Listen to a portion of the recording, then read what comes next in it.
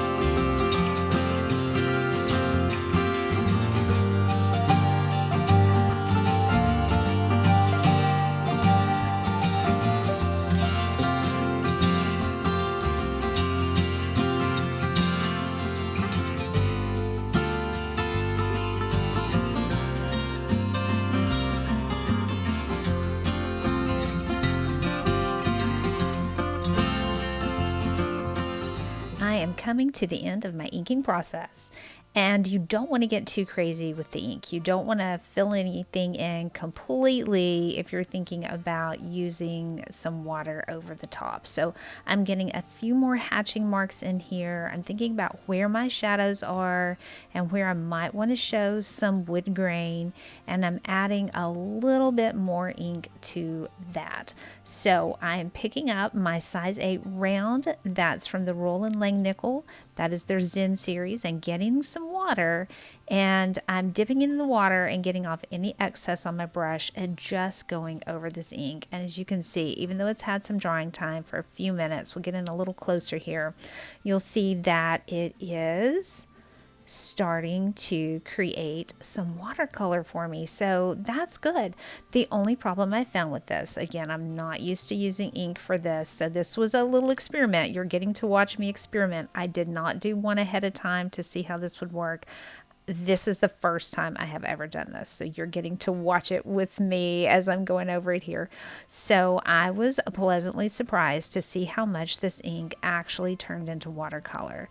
And you can see where I've added a little more of the ink and I'm getting a darker effect on things. One thing I did realize that once I put the ink down, I kind of wanted it to be a bit darker. And I did forget this side of the barn. I realized I had not put the shadows in and the hatching, so I'm coming back and adding that in. So this will have absolutely no dry time. And I'm going to come right back on top and use some watercolors, so you'll see, or rather just some plain water, you'll see that it gets a darker effect than that which had some drying time. So inside the barn where I've created that shadow, at the end I am going to come back and add a little more dark on top of it and some more water on top of that. Again, it was an experiment. I wanted to see how this would work, and I was pleasantly surprised. If you watched any of my other videos where I had trouble with microns that bled, I didn't want those to bleed. This I actually wanted to reactivate and see how it would work for me. And again, the tree, I'm adding a little bit more hatching. Decided I needed a little bit more in the shadows. I'm still working on trees and deciding exactly how I want to use fountain pens on those. So I do plan on doing more of these in the future, and be on the lookout for this, because this was actually fun. I'm glad I did this.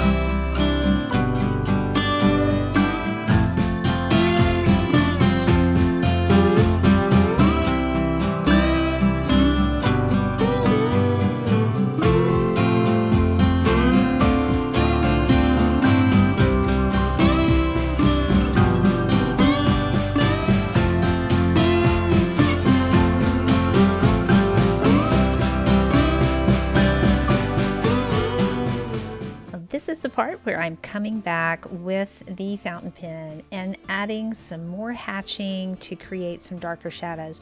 I did make certain that my paper was perfectly dry before I started writing on top, because if you're going to mark on top of wet paper with something sharp like a fountain pen, you're probably going to damage the paper. So always make certain that if you're coming back and layering again, that your paper is perfectly dry.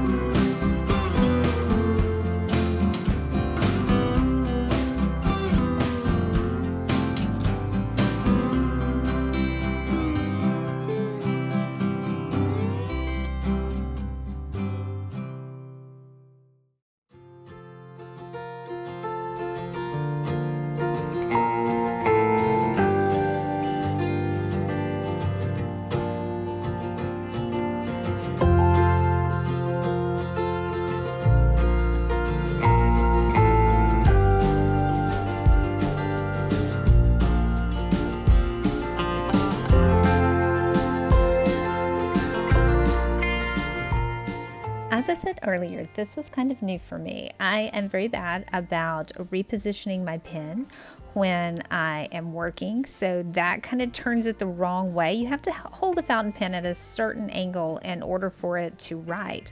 I also discovered that this pen is not a cartridge pen. This is the kind of pen that you pull the ink up into it. So it has a bladder, and I'm going to show you, it doesn't hold very much ink. So as I was getting to this point, it seemed to me as if it wasn't a problem with the way I was holding the pen, but that this little bladder, you squeeze it to pull the pen up, or to pull the ink up into that pen, and it doesn't hold much. So it seemed as if it might be running out of ink just a little bit. Now I've used it since then, and I think it does have some in there. So I don't know, maybe it's getting just tired of me, but I was able to finish the piece with this pen.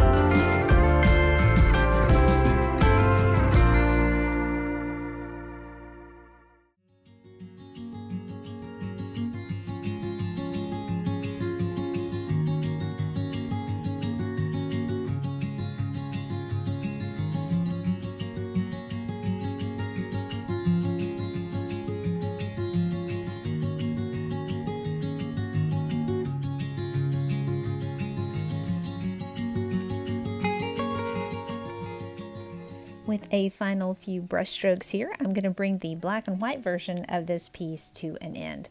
Now, I did say this was an experiment, so I'm going to pull out my Winsor & Newton half pan watercolors and add a little color on top. And I will mix a couple of colors for the roof because it is a rusted metal roof, but I'm going to have a very limited palette. This is just simply Payne's Gray with a lot of water that I'm going to add on top of the wood. And keep in mind, when you're adding on top of ink that is not waterproof ink, even though this is already dry, if I'm putting the watercolor on top, I'm going to be reactivating that ink. So it's going to change it just a little bit. But I wanted to do the experiment. I wanted to see if I liked this. I am anxious to get some waterproof ink in and try this out again with some waterproof ink. Again, allowing it some good drying time before I start laying the color on. But this was a fun experiment. If you've never tried this before, I do encourage you to do so, and perhaps you want to pick a crooked little building like I did. If being a control freak with everything being perfect is a thing for you like it is for me, it's kind of a good thing to pick something that's a little bit crooked. So I'm going to keep on painting here and we'll come back at the end.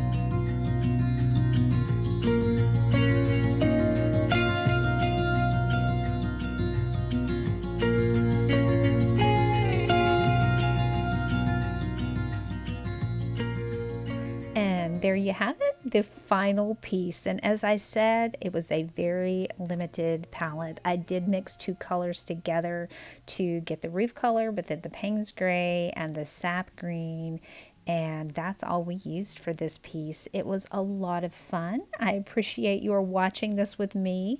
I will have a list of the things I used at the bottom. If you have any questions, as always, please put those down in the comments below, and I'll see you in the next one.